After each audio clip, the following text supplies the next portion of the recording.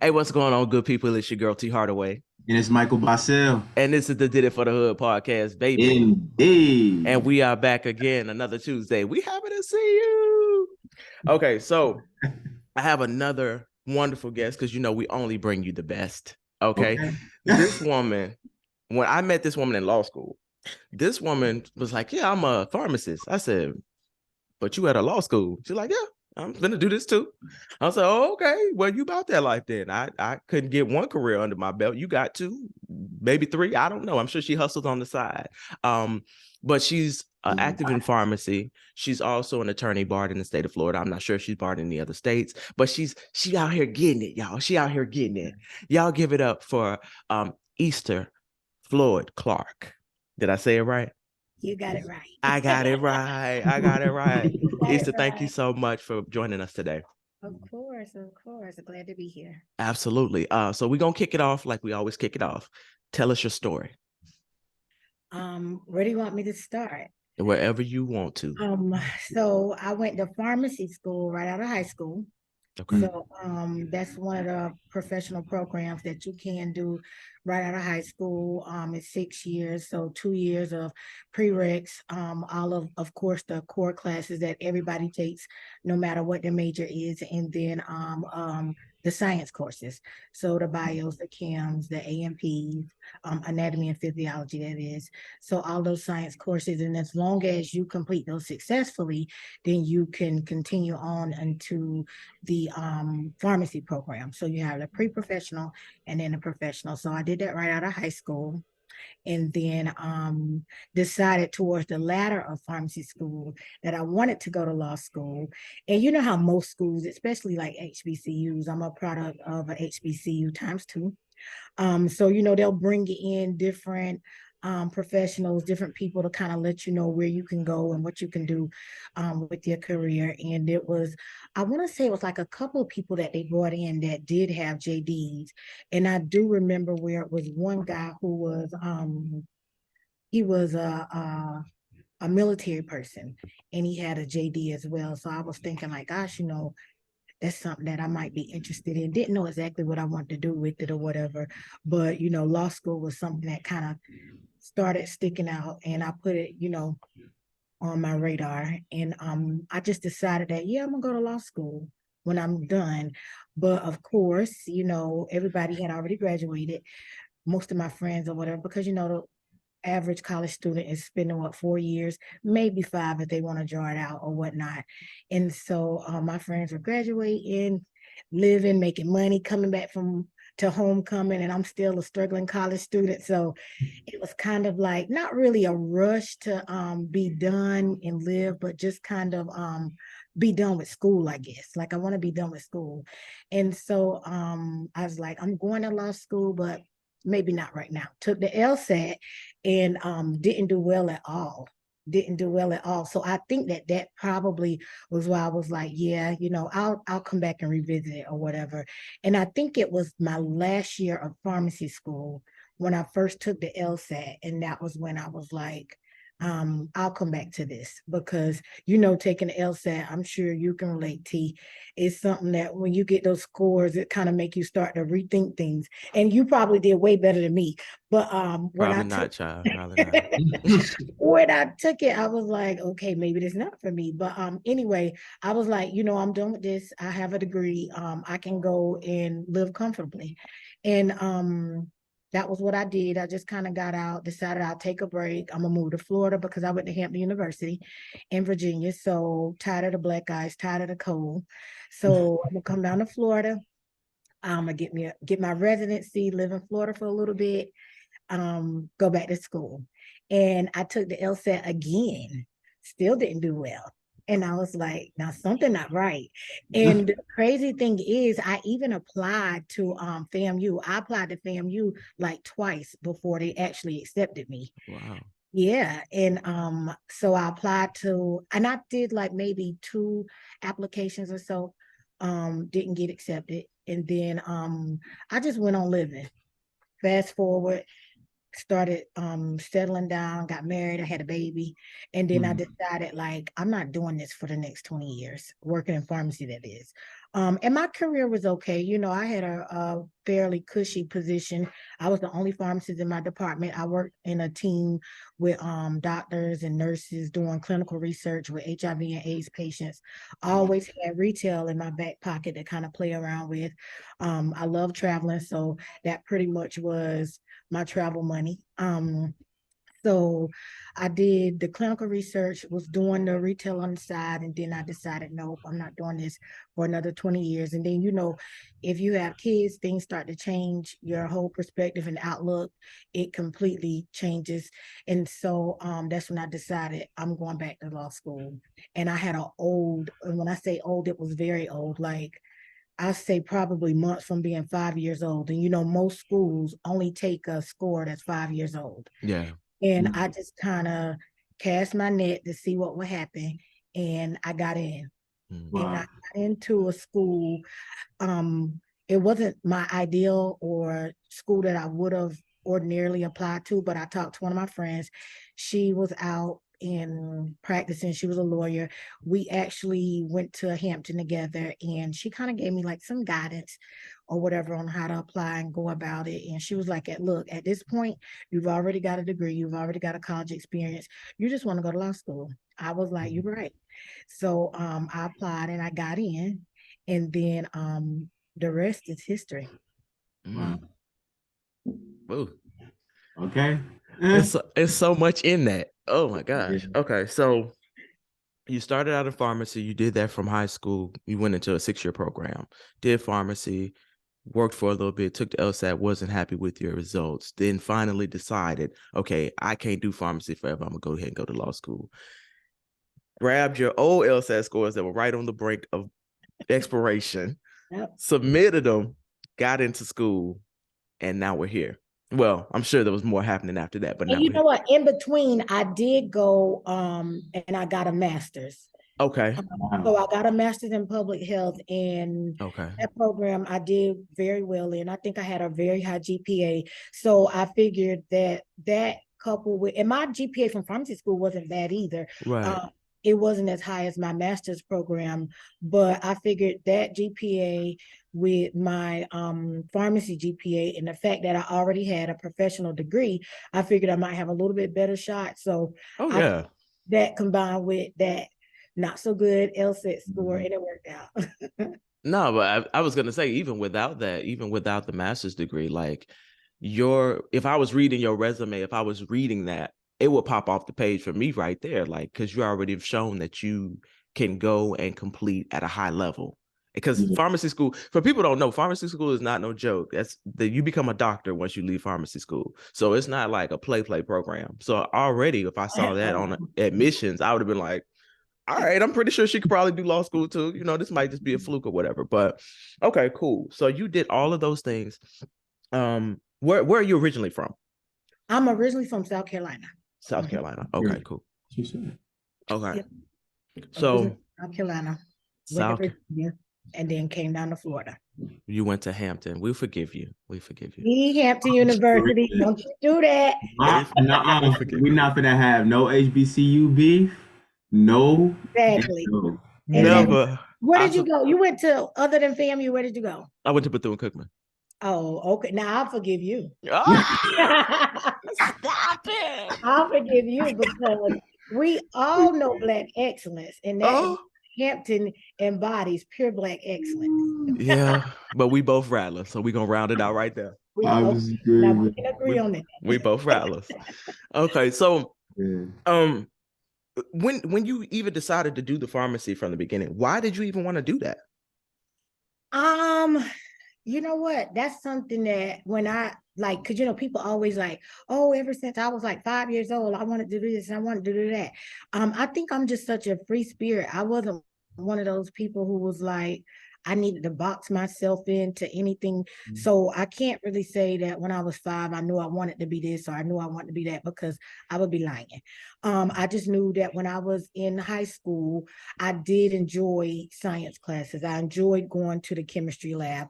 I enjoyed going to the bio lab and, you know, dissecting a small pig and dissecting the worm and the frog. And hopefully y'all don't have animal lovers that's gonna be listening to this. I It's did it for that my was all. grade. It was for I did it science, for my y'all. It's for grade, yes. science. Nah, listen. When you said anatomy and physiology earlier, I was like, help, I don't know what that is all the way.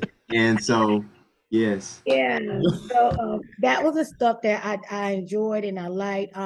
Math was okay. It wasn't like I was a math whiz, but it was something that I did. Actually, I did it well enough to, get through high school. I did some advanced level math courses and then college and a pharmacy curriculum. So I can't say that I hate math, but I won't say that I love it either. But I can definitely tolerate it and get through it. I feel you. And I think that's also something that people think that they think when you're going through these programs, you're gonna love every single thing that you're doing. Sometimes you just have to get over the hard part so you can get to the good parts. Right. And like math was let's just get over this so we can get on to the next part of it. Exactly. And it's Absolutely. crazy. It's crazy you say that, T, because my next question was going to be like, what were there anything like any unexpected turns that came along your journey? Anything that was like kind of caught you off guard or like kind of, yeah. The only thing that I could say is probably my program that I did, the pharmacy program is actually 6 years. And everybody was always saying, oh, you can't take organic chem at Hampton. You can't take organic chem. Oh, you have to do this. You have to do that. And you know how it is. If you're a science major, the program, the classes, the professors, none of them are usually American. And not that that's a bad thing or whatever, but they can be kind of tough. Sometimes there's a language barrier, and everybody just was like, oh no, you can't do it, blah blah blah. So me kind of getting caught up in that hype, I felt like I needed to take organic chemistry away from the school, take it during summer school, whatever. So I had the bright idea where I was going to go and take it during summer school, and then I was going to come back and move on into my program, and it didn't work out that way. So that in turn costed me a whole year. So I had to go back because I didn't take both parts. I took one part and I got a C minus. And with the pharmacy program, you have to have C's in all of your major subjects. So I got a C minus. So I went back and I took it at Hampton against all of the chatter not to do this, do that, or whatever, and I passed it.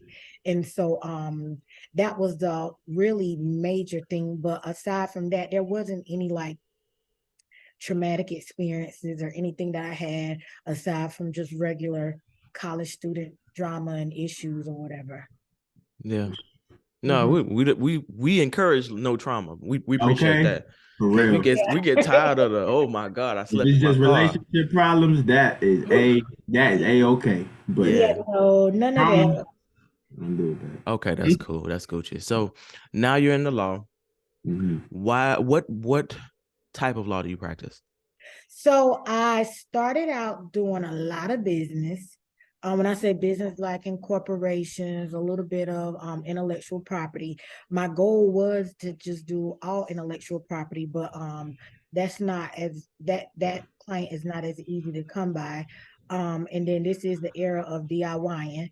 So I also have some estate planning. Then I kind of pick that up. And that's something that I was able to get myself up to speed with, studying, doing some CEs, reading, staying abreast and reading the statutes or whatnot. So I do estate planning, of course, some personal injury. I don't care what these lawyers tell you that their practice area is, they all do personal injury. It's Noted. I'm writing that down. Yep, they all do personal injury, so I do some personal injury. But the bulk of it that I do is like personal injury, some estate planning, and then every now and then I have stuff sprinkled in, and that can consist of like some contracts, disagreements over contracts, negotiating contracts, incorporating new businesses, getting their new paperwork drafted and startup paperwork that they may need. So that's the bulk of what I'm doing. Eventually, I am going to take the patent bar. I have taken it. I have not passed it. But I still am proud of myself for facing it because that is something that's very difficult. And if it's something that you don't know, which that was completely brand new territory for me, it was like, I want to pass, but when I didn't pass, I wasn't surprised because everything was just brand new. And even though I took a patent workshop at FAMU, it in no way prepared me for that exam. So that's something that I have as a future goal for me. Okay. And you will pass it because we naming it and claiming it. Yes, Okay. yes, we are. Yes, we are. You gonna pass that thing? Don't you worry. It's only Yeah. a matter of time before you achieve that milestone. So we ain't even worry about that. So, in your time as an attorney, how long have you been practicing? 2 years. The Okay. 25th made 2 years exactly that I've been sworn into the Florida bar. Okay, cool. Are you barred anywhere else? No, just Okay. Florida. Okay. So in your time of being an attorney, I know you get all these different crooks and turns when you come into careers. Because I always like to say, like, everybody says, oh, this is going to be like this from the outside looking in. Then once you get inside, you're like, oh, this is not exactly what y'all told me this would be. So what is something unexpected that you've run into now that you're an attorney? I think the main thing is just everybody always talk about how we need more representation, we need more diversity, we need more Black and brown lawyers, and I say we need more Black because brown can consist of all the non-Black people, so we need more Black lawyers specifically. But I just felt like I would be, and when I say embrace, like I just thought that it would be more of like whenever I go into a room and I see a familiar face, and familiar mean someone that looks like me, another Black female, that it will be, more warming and, more of an embrace. And even if it wasn't like a physical, literal, like hug and embrace or whatever, but, just kind of like, hey, I don't know, but my expectation wasn't clear, but at the same time too, I thought that it would be, a bit more than what I got, because you'll run across people or you'll cross paths with people and they'll tell you, oh, if there's anything I can do to help you, or if you need anything, or yeah, I can help you with this or I can help you with that. But then when you reach out to these people, it's crickets. And then I've also noticed too that sometimes when you walk into the room and they see you, when you see them, they'll give you this look like, what are you doing here? I should be the only unicorn. There can't be two unicorns because unicorns are mythical creatures and they're far and few. So who invited you? So yeah, and that's kind of the norm. That's kind of the norm. So it's not like, oh, we see each other and we gravitate towards each other and we want to learn and see how we can help each other. It's more so like, who invited you? Right. Yeah. And competitive. Yeah, like that unspoken competition, like, I'm supposed to be the token, Black person or Black girl. So that, and and it's many times as I've already experienced it, it still takes me every time that it happens. Like I won't get used to it. And it's like, it doesn't have to be this way. So yeah, that's the biggest thing. That's the biggest. You know why you can't get used to it? You can't get used to it because that's not your intention. Right. Yeah. So it's not in your heart. So you're like, this is still strange to me. Yeah, because that's so not me. Like I'll give and give freely, especially when it comes to time and information. Yeah. I feel that. I feel that. So, I'm the same way. What were you yeah, trying to say, Mike? I was just gonna say, so like, how did you deal with that ultimately? I'm sorry, what was that? I said, how did you deal with that ultimately? Just when you facing that competition in You that know what? I don't, it doesn't bother me anymore. Like I said, I'll never get used to it, but it doesn't bother me. It's kind of like it's expected. So when it doesn't happen, of course, I appreciate it. I love it. I feel warm and fuzzy inside. But it's just one of those things. I don't let it bother me. I just carry on whatever my goal and my mission is. That's pretty much what I'm focused on, because you end up missing out, because I know what my attributes are and what I bring to the table. So it's like you miss out, not me. Even though we may be able to help each other at the same time too. I know me and I know how I am and who I am. So whatever it is, I'm gonna get it done at the end of the day, whether it's with you or somebody else. Absolutely. like that. Straight like that. Okay. All right. So now that you have all these accolades and these different things that you're doing, even though you're new to the law industry, your legal industry, you have some pharmacy under your belt. You still practice in pharmacy, right? I still practice pharmacy, yeah. Okay, so you out here getting bags in every direction. I feel you. As you should. As you should. As you should. What is it that you want to accomplish now in overall or in just your legal field? Where do you want to accomplish? What's your major goal you're trying to get? So I told you about the patent bar. For sure.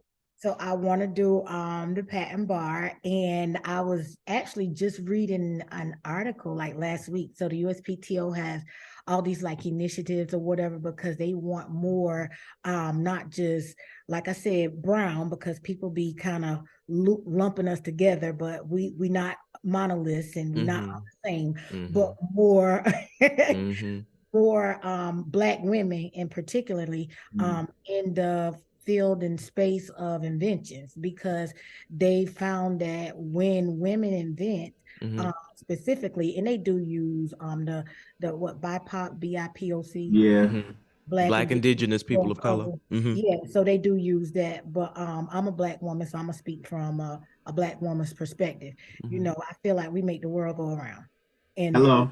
look, and that's Agreed. my opinion. So not to offend anybody or, rub anybody wrong, but that's just what it is. We the mothers of the earth. For sure. And so that's one of the initiatives that the USPTO has to get more women into inventions and intellectual property. So that's something that I kind of want to start segueing into eventually or whatever. I know that it's going to be some work because I am solo, and I'm okay because I'm good with collaborating and I'm not opposed to it at all. But I just need to continue to pursue this patent bar. It's all good. And when I took it, it was like I just kind of fell off or whatever. And but I was just glad and relieved to have it out of my way, because you know how it is with studying for an exam and a bar, and it's like you just want it to be over and done. And even though I didn't pass it, it just still felt like a weight was lifted off my shoulders, because now I know what to expect. Now I know how to question ask, and now I know how to approach it in, the depth of my studying that I need to go in order for me to be able to go back and master it. So I definitely want to get more into intellectual property, because it's the protection of, everybody's creative genius. And I think that it's amazing the way it works. And our wonderful United States of America pretty much believes in that driving the economy and commerce and business and everything. And it's a big, huge gap of education that's missing there. So just kind of fill that void. Yeah. I was literally just about to ask, what is intellectual property for the people, but you just broke it down. So. Yeah. It's basically your creative, anything that you can create. So like your podcast, they can be copyrighted. Your slogans, they can be trademarked. If you come up with some sort of process or some sort of invention to make something easier, you can patent it. So it's all about whatever it is that comes out of your brain, your intellect.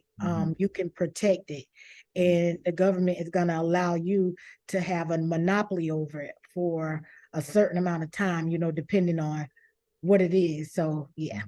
Yeah, I like Monopoly, the game, and I like the money that come with it. So Yep. So yeah, and it's something that a lot of people are learning about and they know about now, because in the pandemic, Google issued so many degrees. Oh yeah, everybody got Google University, baby. Okay. Got so many degrees from Google University. So people are a bit more in tune, and a lot of people started businesses and LLCs, and they hear protect your brand, secure your brand, and blah blah blah. So people need that education, because not everything is trademarkable, not everything is patentable. So kind of helping them to know what's not.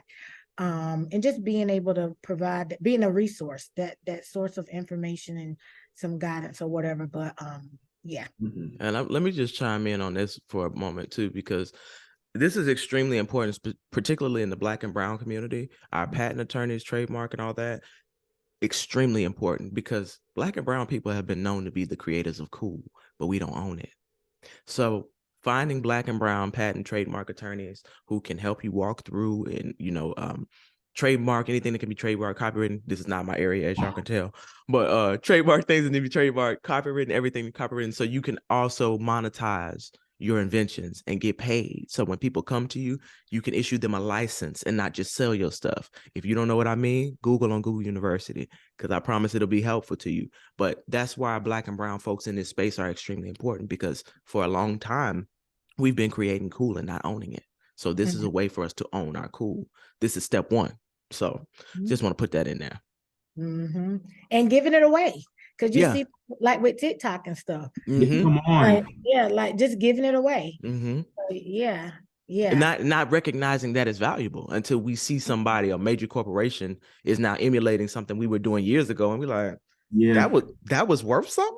Yeah, it was. Then on top of that too, like it'd be a lot of like young Black kids making these popular dances and things like that. But then as soon as the white kids go do it, then it starts popping. Yeah. And it's just like, oh, but where's the credit? But then it's just like, so boom. They didn't know how to get credit or attribution for the things they were doing. They didn't know to go see an attorney. And I think it was some game. I'm not gonna give the game's name and all that, because that could be a problem later. But some game took some dances from the kids and put it in and was selling. You remember what I'm talking about? And was selling they got paid from it, but the kids didn't get paid for the dances that they created. So all that kind of stuff. That's why we bring these type of people on, because we want y'all to understand, like, we own cool, we create cool, and we have to now learn how to monetize and own it. And these are the type of people that you need to be talking to, so that you can understand what your rights are, how you can preserve your rights, how you can preserve the things you create. These are why we have our Attorney Floyd-Clarke interviews. You know what I mean? So and the thing about it too, just before we move on, the thing about it is it costs money, but at the end of the day, it doesn't cost you as much to go ahead and take care of it up front as it would on the back end. Because even though it may not take anything from you physically that you can see by you not protecting it, in the long run, when somebody else goes and they take it and they protect it, you miss out on everything that they're going to gain from it. And usually that's why they're taking it, because people only steal stuff that has value. Absolutely. Like, you've never seen anybody just kind of taking shells and rocks from the beach or whatever, stealing them, because I mean they everywhere. They right. So it's not anything that has any true value that you can go and make any money off of. But yeah, so it's just kind of being able to kind of have that stamina and investing in you, and it's really not that expensive. Really not that expensive. Like one of my law school professors said, when people say I can't afford a lawyer, in actuality you can't afford to not have a lawyer. Absolutely. So that's the best way to look at it, because the consequences are so much more expensive than the front end. So much more. I went through the trademark process with Did It for the Hood when I was in law school, because I already knew that this was coming. And it was it's a few grand or whatnot, but on the back end, if somebody steals it from you and makes millions, you will kick yourself for not giving up a few grand.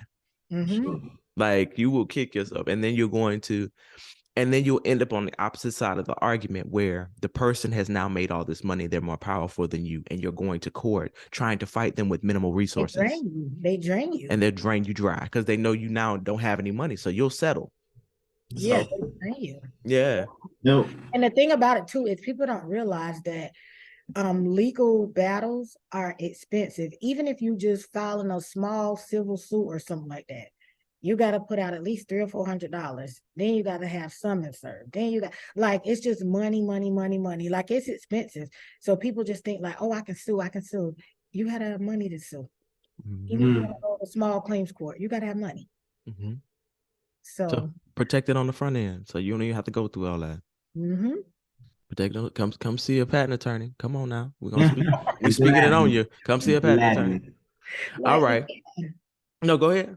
No, and I was gonna say, like, even with contracts too, because people, they think that they can read and they see and they know what a contract says, but do you really know what it's saying? No. No, No, you don't. And most people, I mean, you know, you have audiobooks and all of this now. Do people Yeah. even read the way they used to read? So if somebody give you, even if it's like a short contract that's like 10, 15 pages, are you really reading it all? Do you really know what's in it? So yeah. Yeah, getting someone to read your contracts. Yeah. Me and Mike had that conversation all the time because we're working in, the entertainment space now, and it's infamous for them to try to slide something into your contract because under the expectation that you won't read it. What's it called? Indemnity? What you mean? What's it called? Indemnity clauses. Is that what it's called? Where like it's forever? No, that's perpetuity. That's perpetuity. Yeah. I thought you talking about being indemnified. Yeah, that's what I thought he was saying. Listen, help, because I don't know what that is. So we gonna have a talk off camera, and then we go talk about all this. And then, Look, I got you plugged into all the lawyers, dog. I got you. Don't worry about I appreciate it. You're good, bro. So Easter, what is your greatest motivation for all of this? Because you could have easily just rolled out, chilled out on your pharmacy degree. You don't have to do all this. So what's motivating you to continue on? One of the biggest things is I love my time to be my time. Amen. Amen to that. I love the flexibility. I love the job autonomy. And I've worked for large corporations, large organizations where, you know, it was somebody that always was, you know, above me. Somebody that always had to be the person who can say yay or nay to what you can do or whatever. And then working in retail pharmacy, like it can be devastating. Like you hear on the news all the time about people can't afford their medication and insulin is so expensive. Like that's real. That's real. You'll have people that come and they adding up and they trying to see what they're gonna get this week versus what they're gonna get next week. They'll get, you know, maybe 15 and they can kind of take half of it because something is better than nothing. Like that's real. Wow. And if it was left up to me, like I'll just give it to them. Here, take it. But I can't do that. Yeah. So, you know, and stuff like that, it takes a toll on you. It bothers your psyche. And the one thing that I don't like is feeling helpless. Because like I said, I give freely of my resources, my time, information all the time. So the one thing that I don't want to feel is helpless. And that was one of the things that I wanted to make sure that in my next career that I would have. And that's one of the things that I do have now. So if somebody tell me, oh, they can't afford whatever, then, you know, I have the ability to be able to be like, I'm not going to do it for free because, you know, I still have to pay my bills too. But at the same time too, like, where can we meet in the middle so that I can be compensated and you can get what you need? Yeah. And like I said, I need to pay my bills, but at the same time too, you know, this is something that you need, especially with an estate plan, because it saves your family a lot of hassle, a lot of money in the end. And it can be something as small as you just having a will and a power of attorney. Like it doesn't have to be anything elaborate because you have millions and you can have a few hundreds as long as we can spell out where those few hundreds are gonna go. So that's one of the biggest things, just being able to kind of know where I can be impactful. Got Where you. I actually like help. So I don't have to be on the headlines and, you know, blasted and being the most popular person that everybody knows, but just knowing that I can make a difference and help, you know, an everyday person who might need it. That's real. 150%. And I was gonna say estate plan. You said power of attorney. What exactly is a power of attorney? So a power of attorney is a document where a person can name what's called an agent, and an agent will be another person. They essentially can step into your shoes and take care of matters and affairs for you on your behalf, just as if they were you. A lot of times people use it when someone is sick or sickly, but it can very well be for somebody who's well, who just might not be available, who might not have the time, who might be in a different state. So you can let that person have power of attorney over your affairs. They can go to the bank, they can go and buy a property, they can go and sell a property, they can go open an account, close an account. So they pretty much can do anything that you can do for yourself with that document. Okay.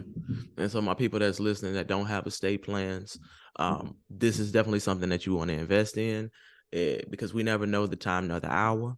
Mhm. I just got my parents' estate plan done. I don't have an estate plan because I ain't got nothing. But You still need one.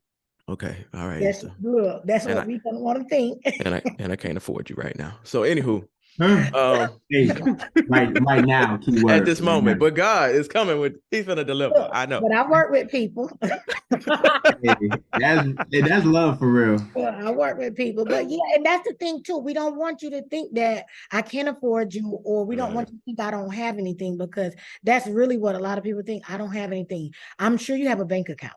I do. Yep, I'm sure you probably have maybe a savings account. I do. Everybody is into investing, so you might even have a brokerage or a crypto or some type of investment account.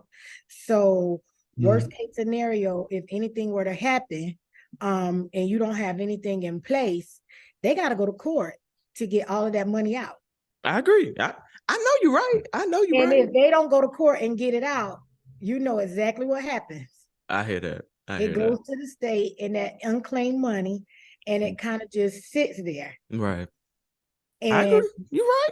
yeah, so don't think that you can't afford one, or Mhm. and you know, do what a lot of other people do. A lot of other people, they go and they Google and they print off something online, and you know, in Florida, your 2 witnesses and your notary stamp. Now, how solid it is, that don't matter. You I got feel some. that. I feel that. You have But some. see, done got on my case. I'm gonna get my life together. It be the people that know better that don't do better. Anyway, No, you ain't it do. lying. It be us. You ain't lying. Okay. So during your climb, have you run into any racism or sexism while you're on your way up? Oh yeah, all the time. Sexism, not so much, but definitely the microaggressions and stuff, and you know, people trying to kind of maybe throw their weight around or their authority. And you know, as a pharmacist, I've had a certain level of authority in, you know, in my hands. Mhm. So that's always been something when dealing with my not even, I wouldn't even necessarily say non-black, because sometimes, you know, it be your own too. But they kind of want to, I guess, want you to remember what your place is. And Gotcha. so I I just, look, we're not cursing, but I just hand it right back to him. As you should. As you should. Just hand it right back to him, because my thing is, you know, I'm a little petite in stature, about 5'2", 5'3", maybe.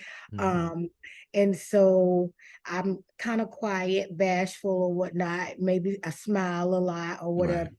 And so they kind of take that for, you know, my kindness for a weakness, until I get the shooting off some emails and then following them up in person or whatnot, because I'm big on paper trails and things of that nature to make sure, because people in these professional atmospheres, they will lie. And if it come down to you or them, they will try to throw you under the bus every single time. And especially when you a little black girl, they want you to look like a little dumb black girl, and that's how they want to portray you and paint you. So when you make sure that you do your due diligence, you have your paper trail, then the hole that they digging for you, they end up falling in. So I've definitely dealt with it, and is it's a old playbook, pretty much. It's an old play from an old playbook, and something different. They take different little twists and turns here and there, but at the same time too, I'm not the one. Simple. Period. Drops mic. Yeah. Okay, just I'm not the one. Yeah, I'm not the one. I love it. I love it. I love the energy. Love it. Okay. So you've dealt with ups and downs. You've dealt with the sexism, the racism. So I see those as obstacles. They can be obstacles if you decide to embrace them that way. Why do you keep going? I'm not lending anybody that kind of control over me. Love it. Love it. Ever.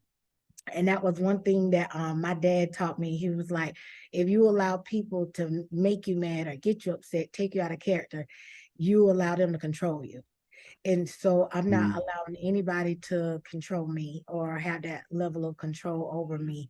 And at the end of the day, everything that I do is for me and mine. And if I allow you to knock me off of my game, then where does that leave me?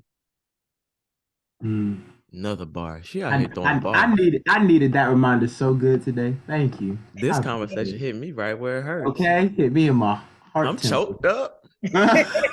Choked up. No, I appreciate it.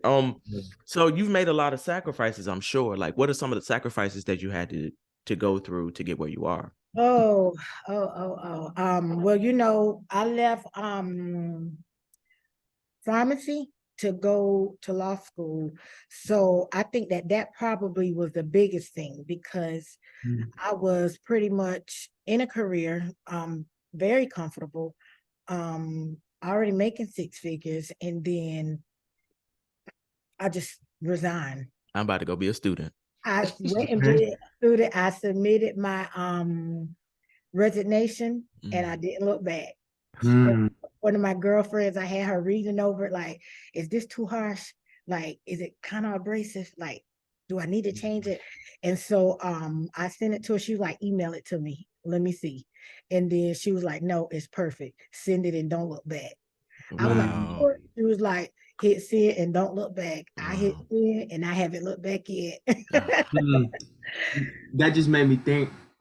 Can you talk about the importance of having a support system? Oh yeah, that's definitely major, because at the time I had a 1-year-old, and all of the other things that go along with living life, mortgage, insurance, bills, just everyday bills or whatever.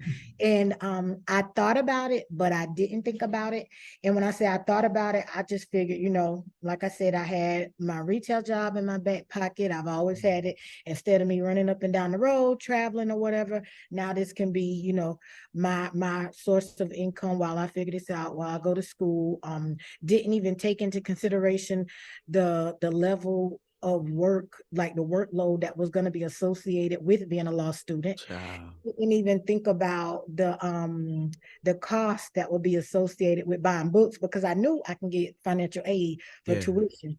But I didn't think about buying books. And the books, so all of that other stuff. But just I prayed about it.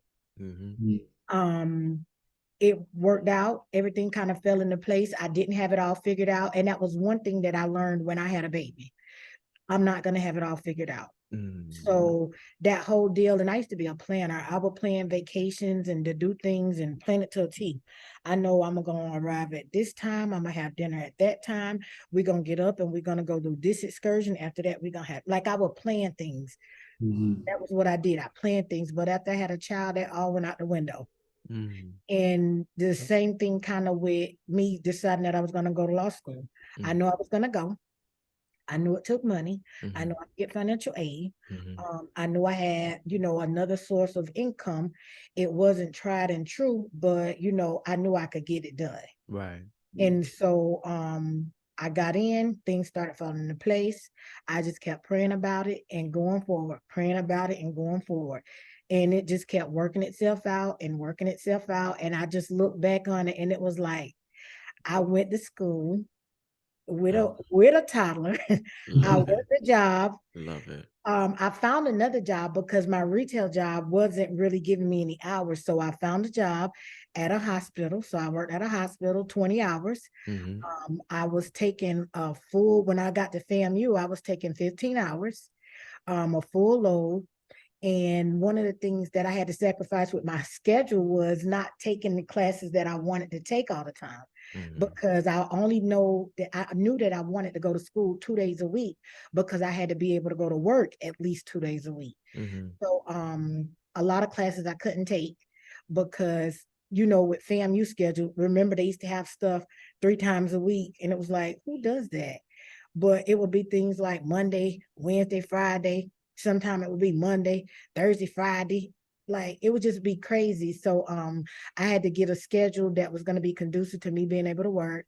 So that meant me going and driving, because I lived in Tampa when I was in school. So I would drive over to Orlando on I-4 at least an hour and a half, taking evidence at 8 o'clock in the morning. Gosh, I don't know what I was thinking, but I took evidence at 8 o'clock in the morning. Yes, I did.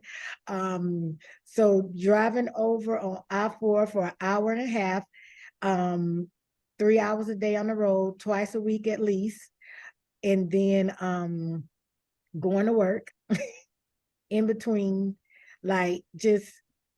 I don't think our listeners can't see my face, but my face is looking like this girl Yeah, and crazy. you know what? When I was in it, I was like I was so focused. And I think one of the things that I didn't do too was I didn't really share it.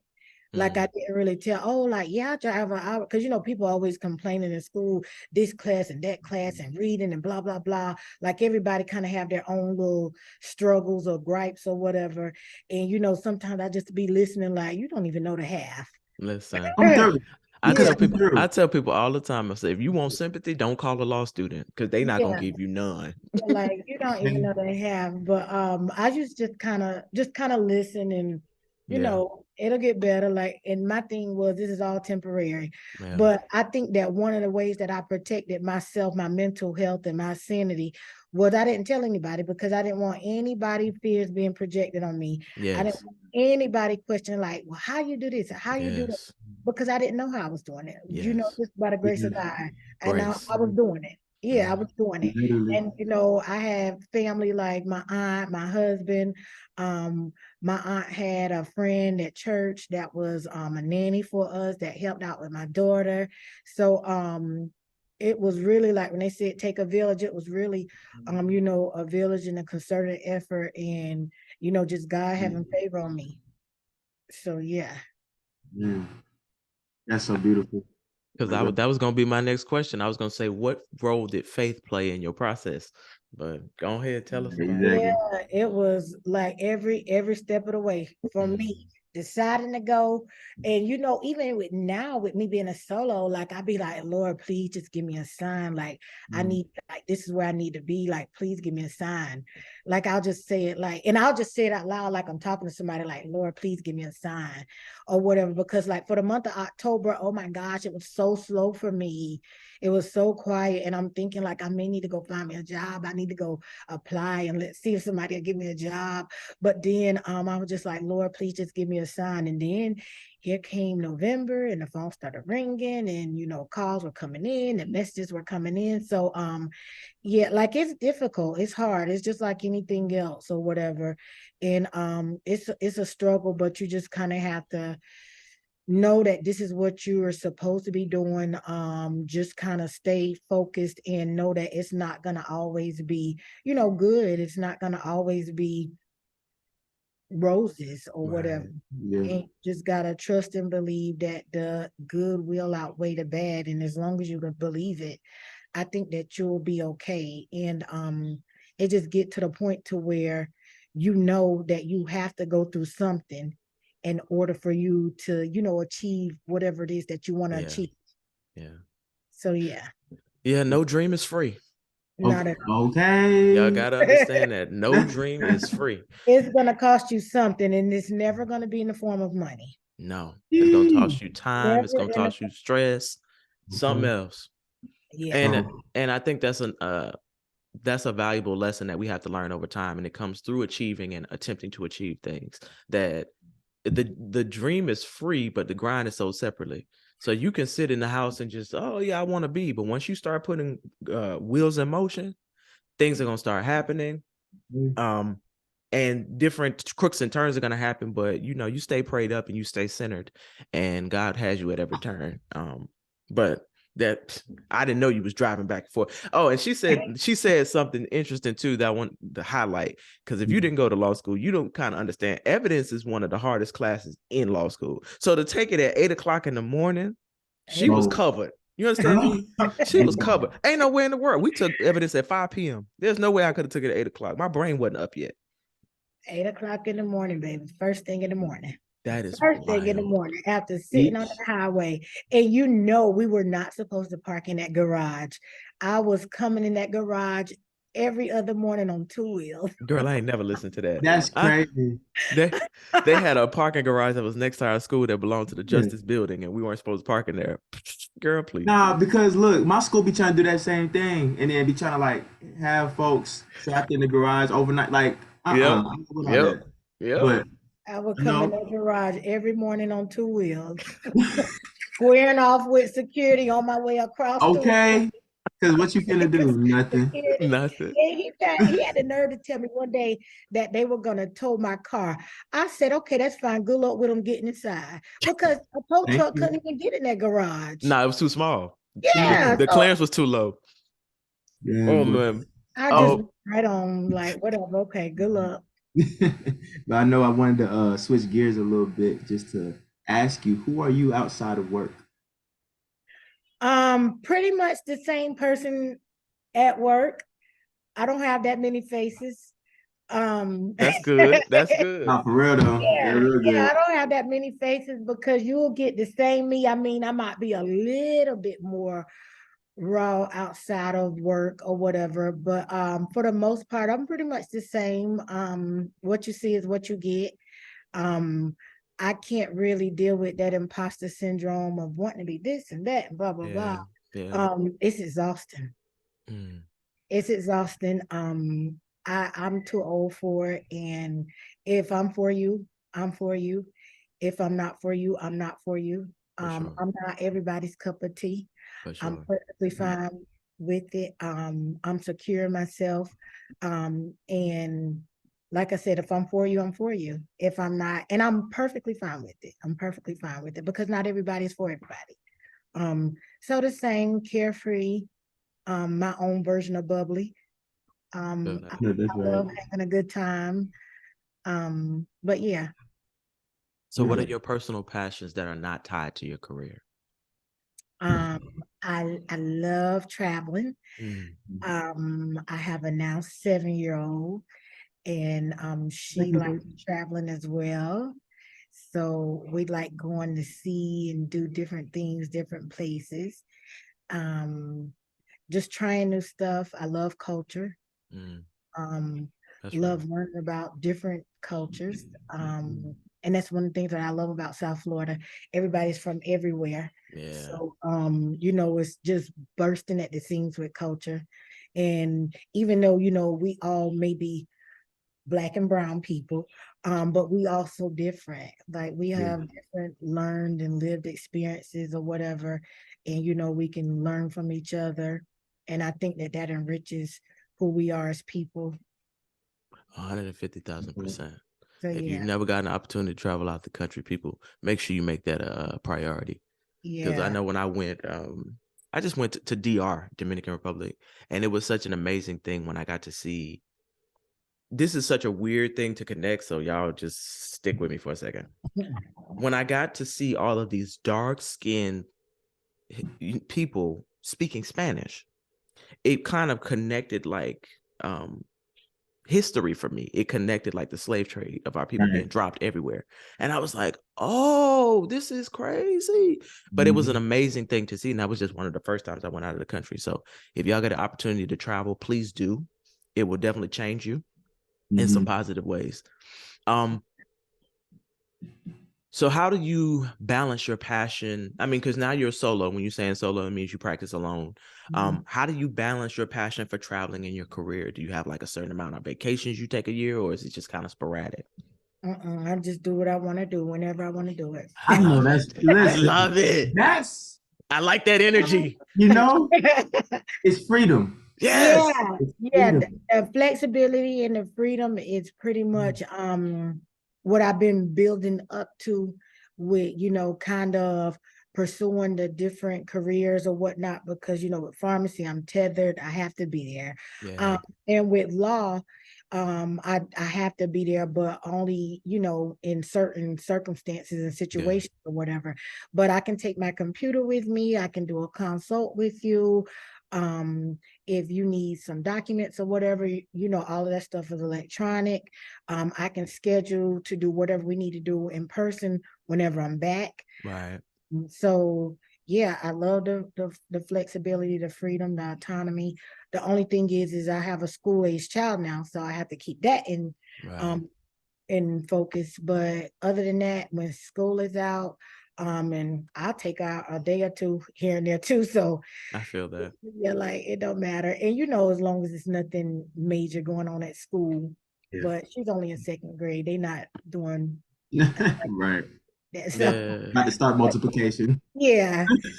So yeah, and she's thriving in school, so it's nothing that she won't be able to catch up. And then we do a lot of stuff at home to where she's actually ahead. So for her to miss a day or two, it's nothing. So yeah, I just plan it and do it. That's it. Plan and play. There you go. Have a good time. I ain't mad. I love it. Y'all don't understand. I be loving Black joy and people doing things and traveling, enjoying themselves. I love it. So what advice would you give to the next generation that wants to follow in your footsteps? Don't listen to other people. Talk about And it. that can be a double-edged sword. So you want to listen to the degree to where it's applicable to you. And when I say to where it's applicable to you, pick and choose. So just because somebody tells you something and it worked for them, that doesn't mean that it necessarily will work for you. So true. And a lot of times when people say things, you kind of have to, you can always listen and be respectful or whatever, but it doesn't always have to be something that you have to apply to your life. Correct. Because things don't extrapolate from one to the other as seamlessly as people would think it should and would. Right. And that's why I look at people now on social media, like on Instagram. Everybody want to sell time and information. They want to sell how I did this and how I did that, and they don't really tell you all of the other factors that come in on the backside, and how they probably had a small fortune to start off with. Like their foundation was way more secure than yours would ever be. So you can listen to people, but that doesn't necessarily make it your journey or whatever. So listen, but at the same time too, just know what it is that you want to do and focus more so on what it would take for you to get there, and then be willing to do and put in the work.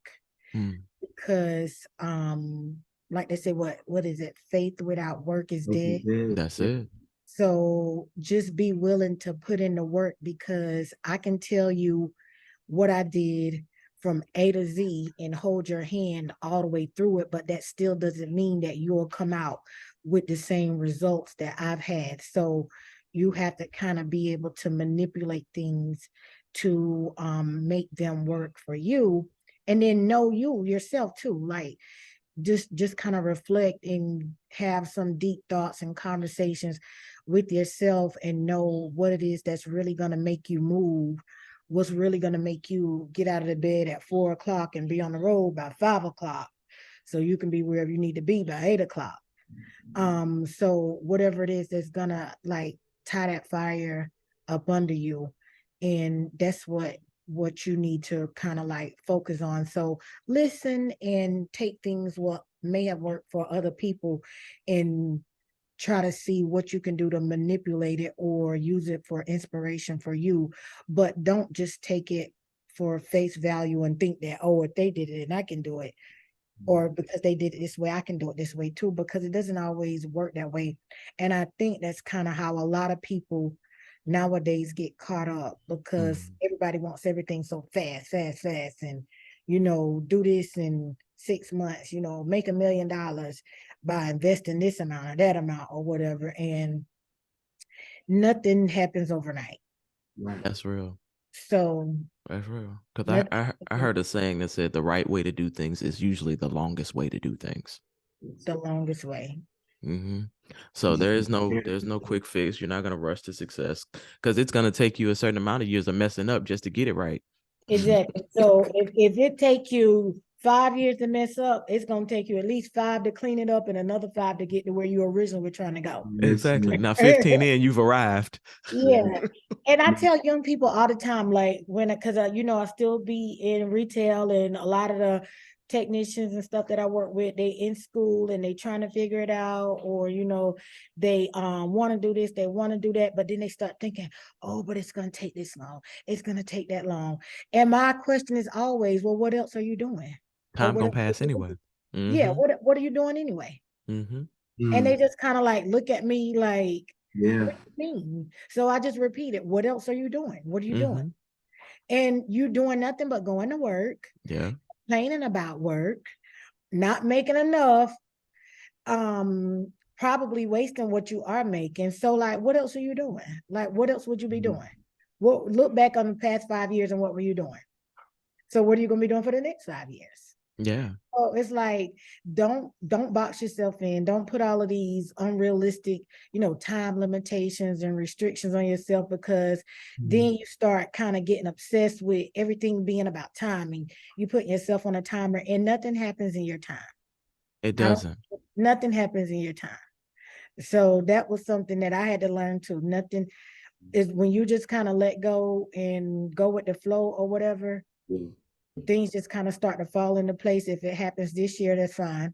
If it happens 5 years from now, that's just as good, because you weren't ready for it 5 years ago. I think we hate that preparation process. I was literally, it's all I'm thinking of. And I'm like, Mother Nature always do her thing. Yeah. Oh. You're not going to get whatever it is that you're yearning and longing for until you're absolutely ready. And I say it all the time now with just certain things. Like, I would be a mess. Like, if I had certain things right now, I would be a mess. I wouldn't know how to act. So that's why I can't have certain things right now. Yeah, we'll mismanage it. Yeah. I already know I wouldn't know how to act. But that's true though. Yeah. And I'm perfectly fine with it. I'm perfectly fine with it because I know that it's coming. And when I Right. get it, it's going to be when I'm supposed to have it. And when you're ready, you fully Yeah. matured into the space where God wanted you to be so he could bless you. Right. Because if you give a blessing to a person that's not prepared, it's really a curse. Yeah. Yeah. And then you kind of squander it away. Yeah. Waste it, don't appreciate it. Yeah. So yeah. Or you let somebody take it because you don't know how to protect it. Yes. Child. All right. See, I was not here for all this It's today. so, So it's so many this wasn't gems at supposed to be once. all this. This supposed to be a hey, how you doing? This wasn't supposed to be all this. Nah, now that's not how we do T. Come on now. I know. It's never that way. But Easter, over the course of your life, have you developed a personal motto, something that's a mantra that you live by? The only thing that I would say, and I guess I never looked at it as a personal mantra, but I guess it is. But my thing is, nobody's better than me. So when I see something that I want, or something I want to do, and I look at whoever it is that may have went before me, my thing is, they know better than me. That's right. So if they can do it, then I can do it. And I tell people that too. So like, for example, I was at an event, I guess about 2 weeks ago, excuse me, and it was another lady there. She was a professional, and she was like, oh, you're a lawyer? Like, oh, I wanted to go to law school, I want to do it. I wanted to do it. And I was like, do it, like, do it. And she was like, girl, I'm too old now. And I was like, no, you're not. I was like, and then she asked me how old I was and told me how she was. And I was like, look, if you want to do it, do it.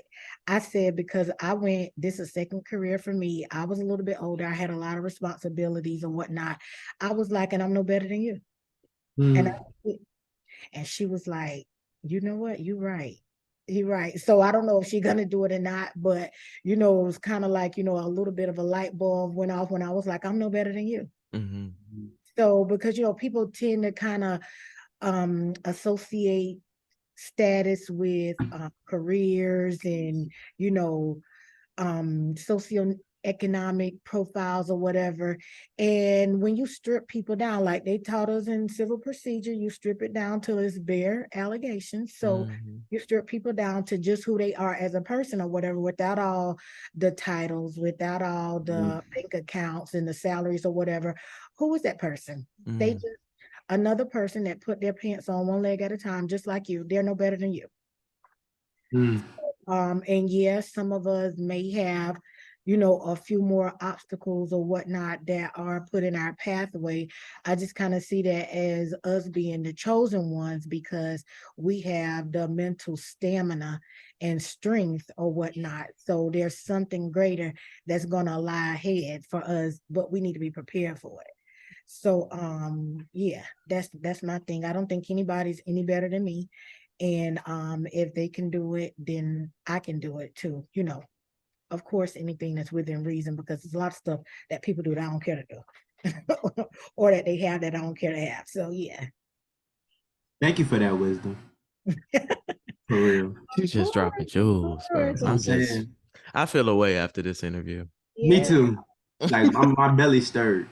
I am. I think first of all, thank you so much for agreeing to be a part of this interview. You dropped a lot of gems, and I think you spoke to a lot of people's spirits in ways that needed to be spoke to. So I appreciate it. Welcome. It has been amazing speaking to you. You have done amazing things. One of the things that made me, I said it from the beginning, but I couldn't believe somebody was doing pharmacy and law. Like I just couldn't grasp that. But now that you've explained more about who you are and the things you believe, it makes perfect sense. Yeah. So thank you so much for coming on again. You are welcome. You are welcome. My name is T. Hardaway.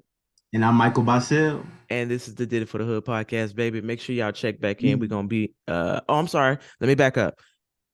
Easter, what is your social media stuff? At queeneaster.esq. Okay. And if anybody wants to solicit your services, how do they reach out to you? I have my phone number. They can also, they can go to my Instagram and send me a message or whatever, and I can make contact with them that way. But my phone number, my office number, 954-372-6032. My email is easter@floydclarkelegal.com, and Clark is spelled with an E, like my husband Jamaican, so the old British. Got you. So yeah, easter@floydclarkelegal.com. Phenomenal. Let me run it correctly. My name is T. Hardaway. Michael Bahsil. And we are the Did It for the Hood podcast, baby. Thank y'all so much for tuning in with us, and check back in next week. Peace. Get it.